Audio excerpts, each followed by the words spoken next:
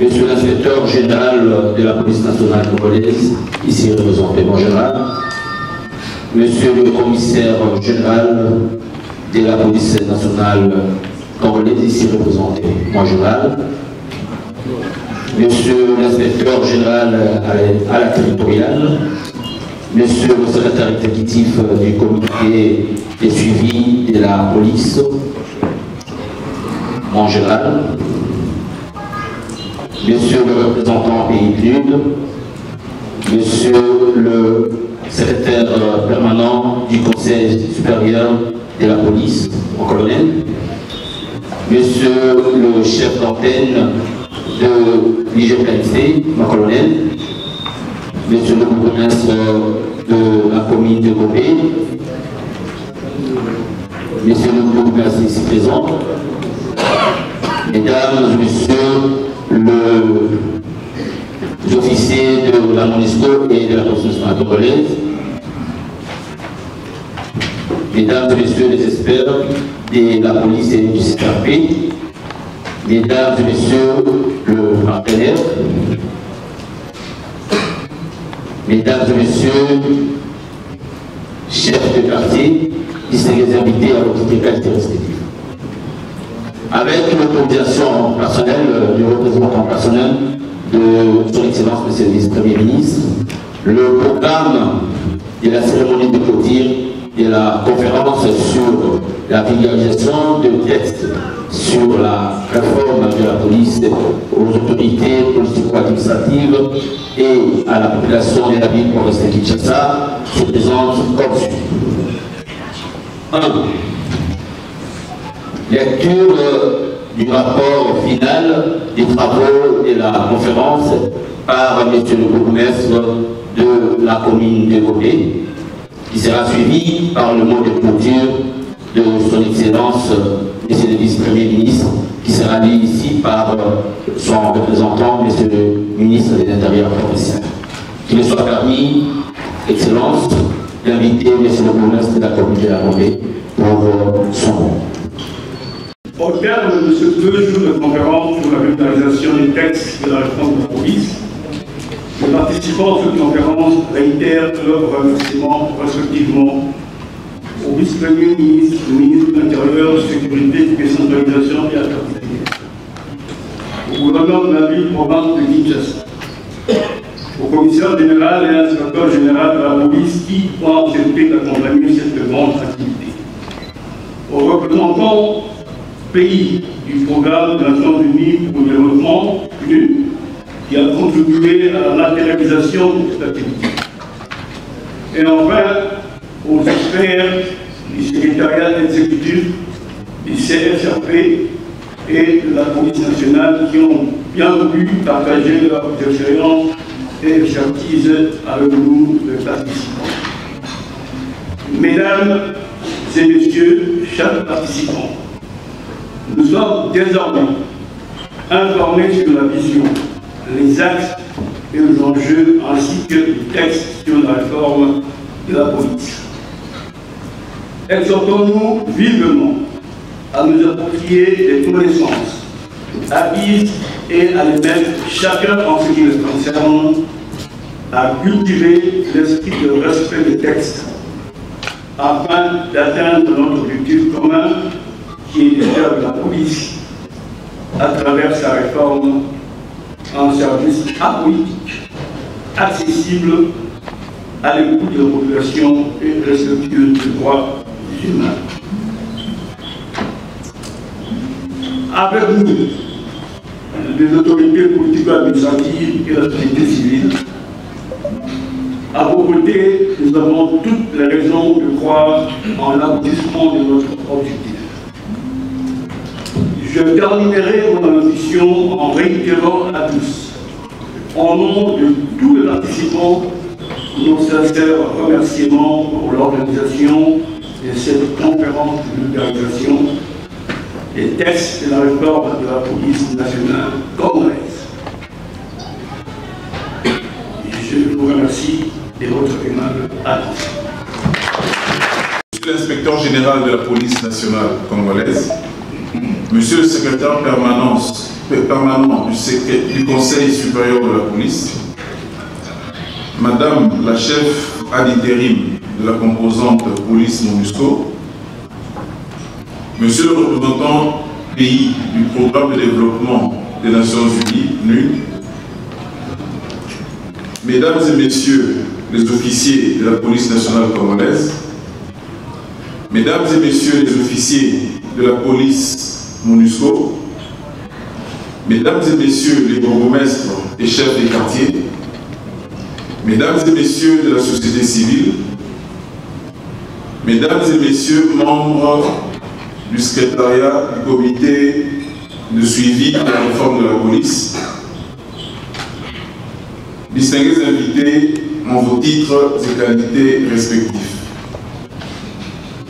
Nous voici ensemble, après 2 jours de notre conférence de vulgarisation des textes sur la réforme de la police organisée dans le cadre de l'appropriation de la réforme par les acteurs clés que sont les policiers, les autorités politico-administratives et la société civile.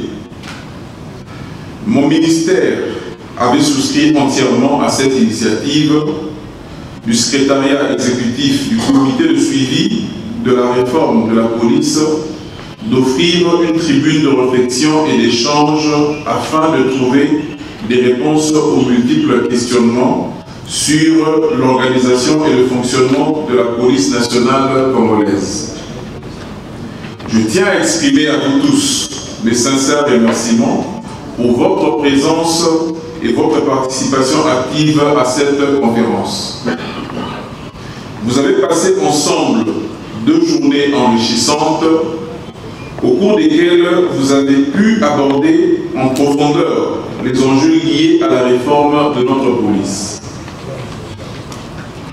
Ce fut un moment important de partage et de réflexion et je suis convaincu que les discussions d'aujourd'hui vont contribuer de manière significative à la transformation de notre système de sécurité publique en ce qui concerne la police nationale congolaise.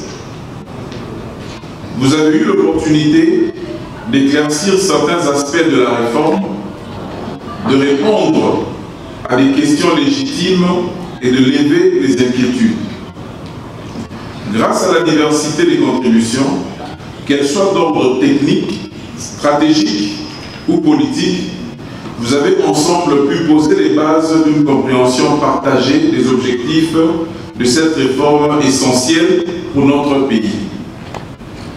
L'importance de ce type de rencontre, c'est d'offrir un espace où les autorités politico-administratives, les experts, les acteurs de terrain peuvent se réunir pour dialoguer et s'entendre.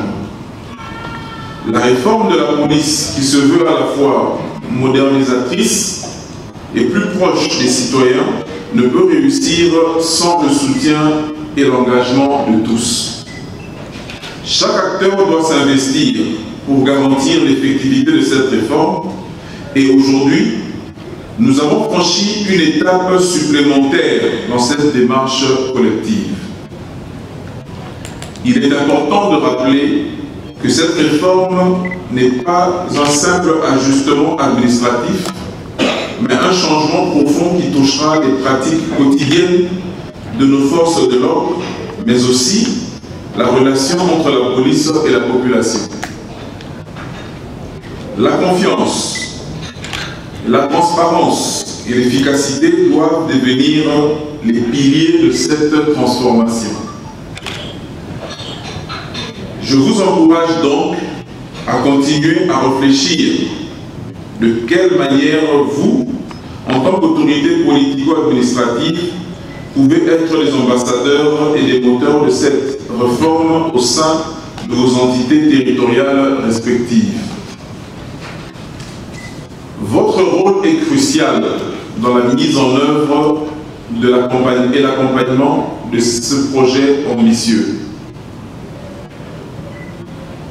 Il en va de la sécurité, mais aussi de la justice et de la cohésion sociale de notre pays. Ainsi, avant de conclure je tiens à remercier tous ceux et celles qui ont contribué à la préparation et au bon déroulement de cette conférence. Vos efforts ont permis que nous puissions aborder ces sujets de manière sereine et productive. Je vous invite à poursuivre cette dynamique de collaboration.